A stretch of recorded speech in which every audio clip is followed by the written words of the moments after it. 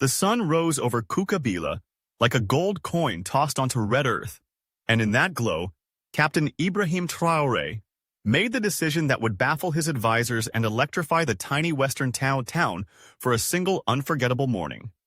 He told the advance team to stand down, dismissed the armored convoy, slipped on a plain Faso Dan Fani jacket, and took the wheel of a dusty Hilux himself. He claimed he needed unfiltered eyes on rural budgets, but insiders knew it was something deeper. An urge to feel once more the pulse of ordinary streets. Before geopolitics turned every step into choreography. By 8:30 he crossed the low bridge into Kukabila. Alone, a head of state disguised as any traveler, unaware that 3 hired killers trailed him in an unmarked Peugeot 40 meters back, their instructions terse.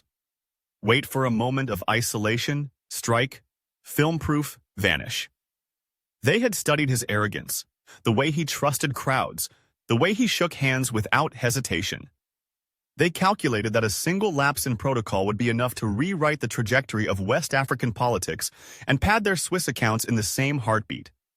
What none of those men had factored in was a 7-year-old named Suleiman, who had never seen the president in person but had memorized every photograph, every televised speech, and believed, truly believed, that Traoré was the living answer to a whispered bedtime prayer his mother recited when the rains failed.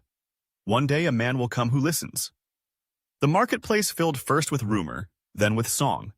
From alleys and verandas, people flooded the main road, cheering as the Hilux rolled in slow, awkward circles because Ibrahim refused the podium set up for him and chose instead to move on foot. He greeted soap vendors, tasted roasted millet, laughed with a one-armed mason who insisted on telling him a joke older than independence. Cameras from local bloggers spun in dizzy arcs. The assassins moved too, easing through the throng like surgical blades beneath silk. They spotted their opening when a knot of dancers swung left and left again, funneling the president toward a corrugated tin outhouse behind the grain depot. No guards, no staff, just a single wooden door and the roar of drumming to mask any sound. One killer checked his watch. 90 seconds, they had agreed. As Traoré disappeared inside, the tallest of the trio drew a suppressed pistol from a newspaper roll. The second gripped a dagger for insurance. The third filmed on a phone already patched to a satellite uplink. They advanced, 3 shadows converging on destiny, when Suleiman burst from the crowd chasing a runaway football, a patchwork thing sewn from rags.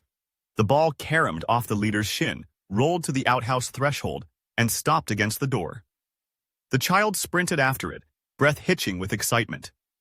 "Monsieur le Président, c'est votre tour!" he shouted, half dare, half joke, planting himself squarely in front of the killers. The tallest man hissed at him in French to move. Suleiman didn't. Instead, he lifted the ball like an offering and began reciting the motto he'd learned at school. Unité, progrès, justice. A ripple of attention bent the crowd's gaze. A phone swung toward them. A street drummer fell silent mid-beat. The assassins froze. Visibility was their enemy. Every second of hesitation widened the circle of onlookers. Inside, Traoré flushed the rusted toilet cistern and stepped out. First he saw the child, then the pistol half hidden by a rolled newspaper, then the eyes of the crowd locked in collective intuition. In one motion he yanked Suleiman backward, used the metal door as a shield, and shouted a single code word that detonated training in the nearby plainclothes security chief who had secretly shadowed him against orders. A shot cracked but buried itself in the doorframe. Panic surged, people scattered, yet 2 market women hurled baskets of shea nuts at the gunman's face, buying Ibrahim the half-breath he needed. He lunged, disarmed the leader, drove him into the mud. The second assassin's dagger never found its mark. Suleiman had wrapped his small arms around the man's leg, forcing him off balance before a vendor knocked him cold with a sack of yams. The third, camera still rolling, tried to sprint but was tackled by teenagers who moments earlier sold bootleg phone cards. 90 seconds from plan to chaos, and it was over. The Hilux roared up as reinforcements arrived, but Ibrahim waved them off. He knelt beside the trembling child, hands gentle on small shoulders. "You blocked my path," he said softly. "Why?" Suleiman, eyes huge, whispered the only logic his heart knew. "Because you are the man who listens." Ibrahim pulled him close. the marketplace now thunderous with chants of courage. Later, analysts would argue about security lapses, would dissect footage frame by frame, would call it luck. But every grandmother in Coca-Cola would tell the story differently. That a football, a motto, and a boy too young to calculate fear aligned in a single, impossible moment to remind a continent that revolutions may start with soldiers, but they are protected by children who believe. The footage that followed the attempted assassination in Coca-Cola became the most replayed sequence in contemporary West African media.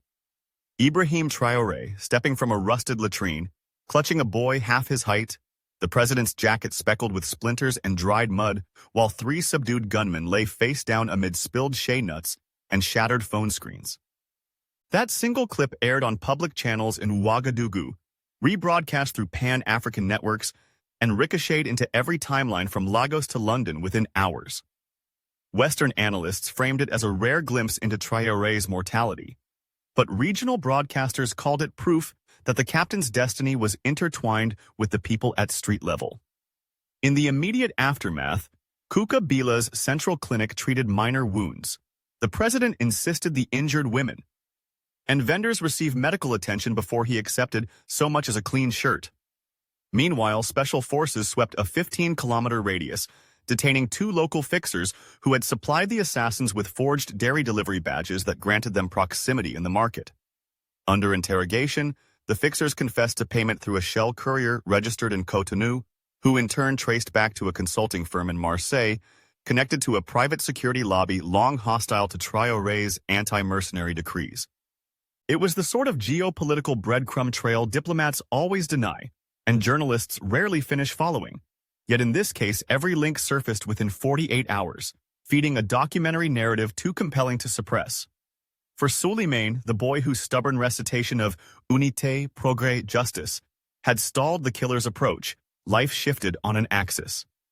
The day after the attack, he and his widowed mother were flown to the capital aboard the presidential transport helicopter, a rattling Soviet-era Mi-8 whose dented fuselage made the child grin. They landed at dusk, right as the city's call and response traffic horns began their nightly symphony. Ibrahim was waiting on the tarmac, no longer in his mud-stained jacket, but in ceremonial fatigues, metals glinting under floodlights. He knelt to eye level, presented Souleymane a miniature copy of the national flag, and whispered something no microphone captured.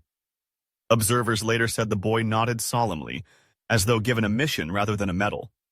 Inside the palace, state cameras recorded an extraordinary roundtable. Not tailored ministers, but market women in bright pegnas. The teenage drummer who had stopped mid-beat, the yam vendor whose sack had flattened one assailant, and two elderly griots summoned from the region to anchor the oral record. The footage shows Ibrahim at the head, hands steepled, listening more than speaking, while a griot recounts in Mouret the events when the child became the wall. The symbolic weight was obvious, authority yielding narrative space to ordinary citizens, rewriting the power dynamic that assassins sought to exploit. Internationally, reactions fractured along predictable lines. Paris issued a carefully worded condemnation of violence against democratically elected leaders, while pundits on European talk shows questioned the wisdom of a president traveling without detail. In Washington, a spokesperson reiterated support for regional stability before pivoting to concerns over disinformation. But across Francophone Africa, hashtags like #Shield of 7 and #Boy Who Stopped Bullets trended for days. Tablets in village schools replayed the clip alongside civics lessons. Souleymane's story replaced imported cartoons as bedtime lore. Yet beneath the celebration, Ibrahim's Security Council confronted a harsher calculus. 3 professional hitmen, passports later revealed to include dual EU citizenship, had penetrated a rural event with only minimal reconnaissance. Intelligence intercepts suggested this was merely the first cell activated. 2 more remained dormant in neighboring countries, armed with more sophisticated hardware and contingency orders labeled Sequence Meridian. The objective was not just regicide. It was to film chaos, frame it as popular uprising, and justify external intervention under the banner of humanitarian stabilization. That realization forced Ibrahim into a dilemma. double the protective bubble, and risk alienating the grassroots base that viewed him as accessible, or maintain proximity and gamble that the populace itself could shield him. It was Soleimane, now ensconced in a guest residence for debriefing, who inadvertently offered a third path. During an informal conversation with the chief of staff, the child asked why adults always talked about guarding the president's body, but never about guarding his path. The phrase struck like a spark. Within a week, the administration announced Operation Living Corridor, a rotating volunteer network whereby vetted citizens, market cooperatives, and student unions would form human corridors at public appearances, visible, unarmed, yet strategically coached by civil affairs units on crowd flow and threat recognition. Western outlets scoffed, calling it crowd policing on the cheap, but participation exploded. For every kilometer of road Ibrahim traveled, 2,000 civilians now lined the way, red-white bands on their sleeves reading Sentinel. Meanwhile, Soleimane resumed school, this time in Ouagadougou, scholarship funded by a foundation suddenly flush with micro-donations. He was not paraded as mascot. Traoré forbade exploitation. But on weekends, the boy attended workshops at the Ministry of Youth Innovation, where coders used his infamous football footage to teach algorithmic literacy, how a single clip can be weaponized or sanctified online. The lesson was clear: heroism is viral, truth must be too. By the first anniversary of the market incident, a Netflix investigative unit secured exclusive rights to the palace CCTV, drone overheads, and interrogations of the gunman, stitching them into a 6-episode series titled Trajectory: The Man Who Walks Alone. The final episode ends not with the foiled attack, but with slow-motion images of Soleimane and Ibrahim planting a mango sapling outside the Kukabila clinic rebuilt in honor of the vendors who intervened. The narrator's closing line floats over swelling chorus strings. Sometimes a nation discovers its future in the courage of a child blocking a doorway, and sometimes a leader rediscovers his purpose in the echo of 3 words spoken by a voice still finding its place in the world. Unité, progrès, justice. That mango tree now stands tall, just beyond the edge of the rebuilt clinic wall, roots anchored in the same soil that had once been stained with the fear of what might have been. No plaque marks it, no camera guards it. But every child in Kokabila knows whose hands once pressed that sapling into the earth. And when the wind moves through its branches, bending them gently toward the sun, some swear they can still hear the echo of a young boy's voice, steady, trembling, but unyielding, shouting above the silence of cowards and the calculation of killers. It was never about fame, not for Ibrahim Traoré, not for Soleimane. It was about choosing in the most fragile of seconds to stand, against odds, against fear, against the whisper that says, someone else will act. Because in a nation struggling to rise from the weight of history, sometimes the most powerful force isn't the president or the army or even the idea of justice. Sometimes it's a child blocking a doorway and saying, not today, not this time, not while I'm here.